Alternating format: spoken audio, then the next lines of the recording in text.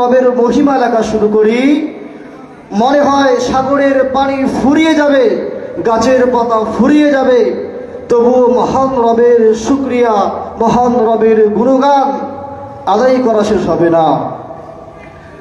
সাগরের জলকে কালি করে, গাছের পাতাকে খাতা করে, সাগরের জলকে কালি করে, গাছের পাতাকে খাতা করে।